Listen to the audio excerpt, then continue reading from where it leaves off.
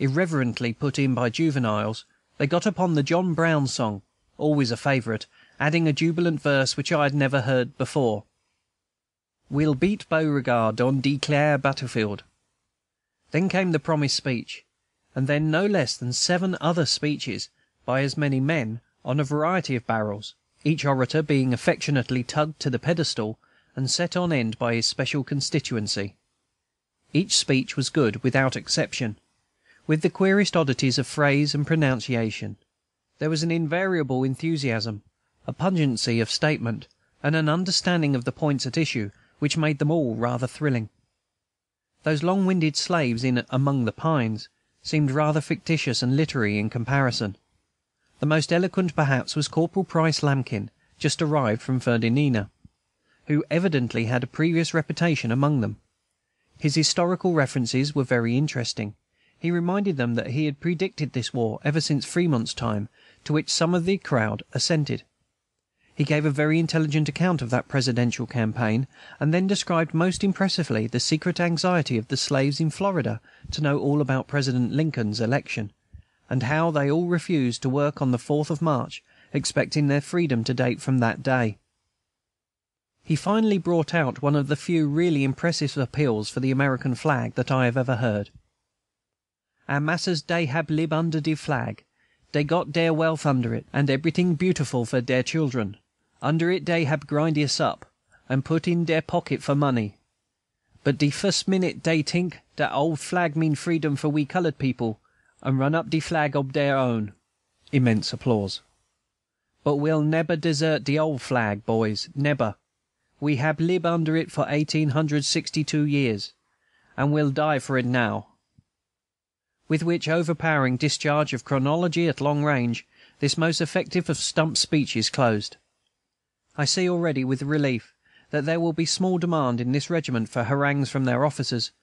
Give the men an empty barrel for a stump, and they will do their own exhortation. December 11th, 1862. Haroun al-Raschid, wandering in disguise through his imperial streets, scarcely happened upon a greater variety of groups than I in my evening strolls among our own camp fires. Beside some of these fires the men are cleaning their guns or rehearsing their drill, beside others smoking in silence the very scanty supply of their beloved tobacco, beside others telling stories and shouting with laughter over the broadest mimicry, in which they excel, and in which their officers come in full share. The everlasting shout is always within hearing, and its mixture of piety and polka, and its castanet-like clapping of the hands. There are quieter prayer-meetings, with pious invocations and slow psalms, deaconed out from memory by the leader, 2 lines at a time, in a sort of wailing chant. Elsewhere there are conversazioni around fires, with a woman for queen of the circle, her Nubian face, gay headdress, gilt necklace, and white teeth all resplendent in the glowing light. Sometimes the woman is spelling slow monosyllables out of a primer, a feat which always commands all ears, they rightly recognizing a mighty spell equal to the overthrowing of monarchs in the magic assonance of the cat, hat, pat, bat, and the rest of it.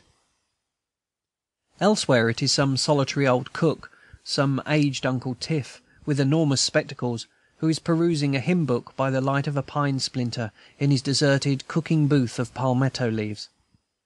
By another fire there is an actual dance, red-legged soldiers doing right and left, and now lead de lady over, to the music of a violin, which is rather artistically played, and which may have guided the steps in other days of Barnwells and Hughers.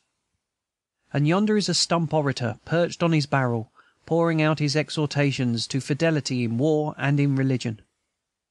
Tonight, for the first time, I have heard a harangue in a different strain, quite saucy, sceptical, and defiant, appealing to them in a sort of French materialistic style, and claiming some personal experience of warfare. "You don't know notin' about it, boys. You tink you's brave enough. How you tink if you stand clar in de open field? Here's you, and dar de Secesh. You's got to hab de right ting inside of you. You must hab it served in you, like dese yer sour plums dey serve in de barrel. You's got to harden it down inside of you, or it's notin'." Then he hit it hard at the religionists. When a man's got de spirit ob de Lord in him, it weakens him all out. Can't hoe de corn." He had a great deal of broad sense in his speech, but presently some of the others began praying vociferously close by, as if to drown this free thinker, when at last he exclaimed, "I mean to fight de war through, and die a good soldier wid de last kick. Dat's my prayer," and suddenly jumped off the barrel. I was quite interested at discovering this reverse side of the temperament. The devotional side predominates so enormously, and the greatest scamps kneel and groan in their prayer meetings with such entire zest. It shows that there is some individuality developed among them, and that they will not become too exclusively pietistic. Their love of the spelling book is perfectly inexhaustible, they stumbling on by themselves, or the blind leading the blind, with the same pathetic patience which they carry into everything. The chaplain is getting up a schoolhouse, where he will soon teach them as regularly as he can, but the alphabet must always be a very incidental business in a camp.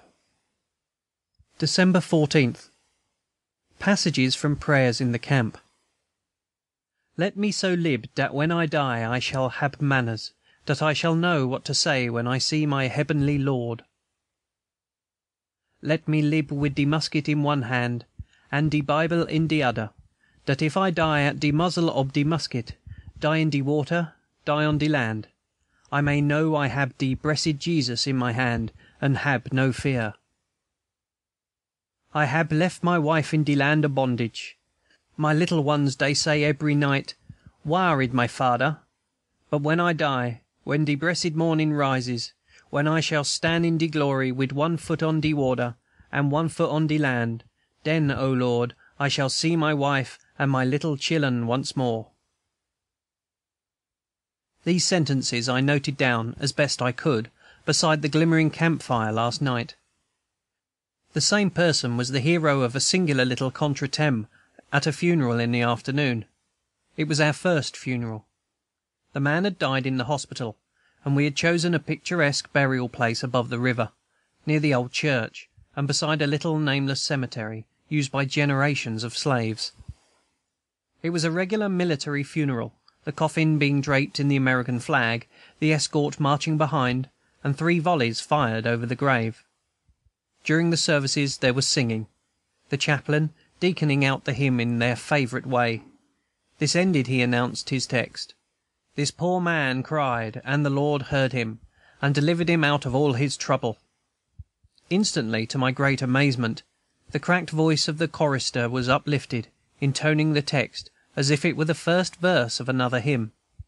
So calmly was it done, so imperturbable were all the black countenances, that I half began to conjecture that the chaplain himself intended it for a hymn, though I could imagine no prospective rhyme for trouble, unless it were approximated by devil, which is indeed a favorite reference both with the men and with his reverence. But the chaplain, peacefully awaiting, gently repeated his text after the chant, and to my great relief the old chorister waived all further recitative, and let the funeral discourse proceed. Their memories are a vast bewildered chaos of Jewish history and biography, and most of the great events of the past, down to the period of the American Revolution, they instinctively attribute to Moses. There is a fine bold confidence in all their citations, however, and the record never loses piquancy in their hands, though strict accuracy may suffer. Thus one of my captains last Sunday heard a colored exhorter of Beaufort proclaim, "Paul may plant, and may polish wid water, but it won't do," in which the sainted Apollos would hardly have recognized himself. Just now one of the soldiers came to me to say that he was about to be married to a girl in Beaufort, and would I lend him $1.75 to buy a wedding outfit? It seemed as if matrimony on such moderate terms ought to be encouraged in these days, and so I responded to the appeal. December 16th. Today a young recruit appeared here, who had been the slave of Colonel Sammis, one of the leading Florida refugees. 2 white companions came with him, who also appeared to be retainers of the Colonel, and I asked them to dine. Being likewise refugees, they had stories to tell, and were quite agreeable. One was English-born, the other Floridian, a dark, sallow Southerner, very well bred. After they had gone, the Colonel himself appeared, and I told him that I had been entertaining his white friends, and after a while he